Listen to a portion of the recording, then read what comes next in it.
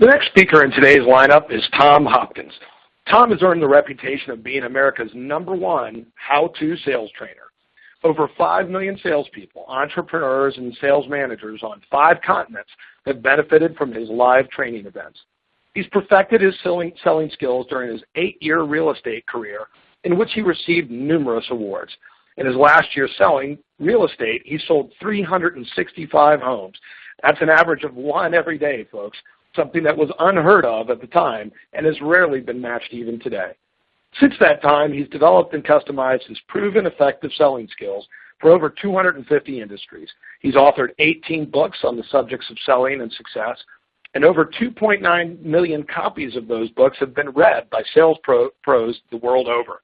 He's also the 2013 recipient of the Lifetime Achievement Award from the National Academy of Best-Selling Authors. Tom has dedicated his life to helping sales and marketing professionals improve their communication skills and increase sales revenues. So let's give an enthusiastic welcome to Mr. Tom Hopkins. Hello, I'm Tom Hopkins. Welcome to my home here in Scottsdale, Arizona. And I'm thrilled to have an opportunity to share some ideas with you on my very favorite subject. In fact, people often ask me as I travel teaching and training and motivating people in the field of sales, Tom, what makes your company different than all the other companies that do sales training, motivation, and so forth? And I would have to say that the real difference is we teach the true nitty-gritty of the most important art form, in my opinion, in selling, which is the art of closing the sale. And that's what I want to cover with you today. Now, you might already know plenty of techniques for prospecting, handling objections, but if you can't close, you're like a football team that can't sustain a drive long enough to score. And if you don't love the closing process now, please start falling in love with it, because this is where the real money is. Now let's start off by talking about what I call the ABCs of closing. And ABC stands for always be closing. In fact, many people, I think, have a misunderstanding. They feel that the closing of the sale starts at the end of whatever the process would be, presenting, giving information, demonstration. And I totally believe that in essence, the closing of the sale begins the moment you meet someone. The moment that you start verbally speaking and talking, the things you do visually. And please realize this is so important, that you in the beginning are the product. Meaning they must accept you. And if you were to stop me right now on an elevator and you said, Tom, I've been reading your books, I recognize you from your DVDs, and you said to me, Tom, hey, I've got you alone in an elevator. What is the real secret of being great at closing lots of sales? I would say quit thinking about selling and work harder on yourself than you do on your job to become a person that they like and trust and want to listen to you. See, that is the beginning of it. They have to like you. They have to trust you. And most people in the world start off with a lack of trust of a salesperson. So we must do things, say things that create the like, the trust, and then they have to move to want to hear more. See, in other words, most people have to listen to you if you go into their home, you go into their office, you got an appointment, got the decision maker in front of you. Yes, they have to listen to you. But when you're really good at this art form, it moves from a have to listen to want to listen. To where, in other words, you're coming across as an educator, not only educating but motivating. You're having fun with it. You see, I think all these things make up what you need to do to be great at closing. So I'm going to give you, first of all, 7 little steps that we start with. And the very first is always have your closing materials ready. Meaning, Many people feel that they have to literally have the presentation at a desk or an office. In my career, I have made sales out. I was in Hawaii. I was laying on the beach for a week. And I met this couple, and they became friends of my wife and I. And sure enough, I ended up finding an investment property for them, and it would have never happened had I not had my closing materials ready, where I could, in essence, show them how they could invest in the property. We had such a nice relationship, and I closed a transaction on the beach in Hawaii, but I had my closing materials ready. Also, make sure that any forms that you do use are sharp and clean, and I call this working clean. It's the second thing you must do. If you pull out a form that's dog-eared, has food on it, believe me, they will feel like you must not be doing real well. Number 3, get your closing materials out early. Now, I've had a philosophy all my life that one of the things that scares people is called a jerky transition. And that means you do a physical or a verbal move that's not smooth. Now, opening up a briefcase scares people, and I know most of you have all of your closing materials in some type of case. Get the materials out early. Also, number 4, find your figures and your math easily by using a calculator. People believe what's in a calculator. Most of you, based on some of the closes I'll be teaching you, should maybe consider getting the big numbers calculator that prints out a beautiful digital about that big so the people across the desk or table can easily see it. Now, number 5, close with casual confidence. You cannot be different when you start to close the sale. It's got to be flowing. Then, of course, number 6, use the planned pause. You will have people mentally drift away from you at the presentation table.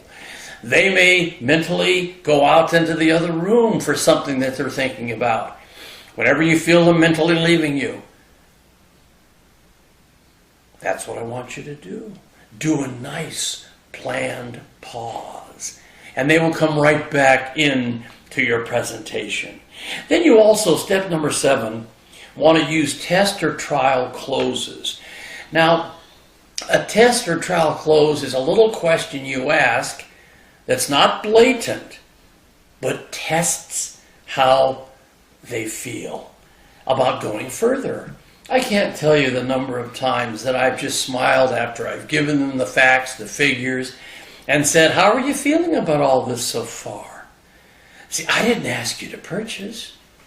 I want to know how you feel about what we're discussing. And that will open them up. Well, we feel pretty good about it. We still have some questions. Or you may want to use what we call an alternate advance test close.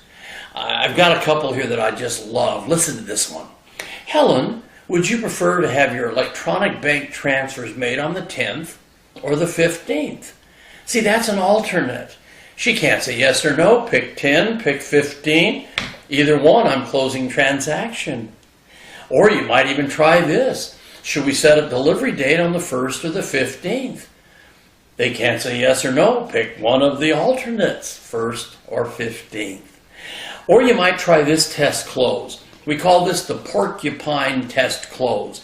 What that basically means is when they ask this type of question, pretend they threw a porcupine. Ooh, an awful ugly porcupine. I'm here in the desert. We have lots of them.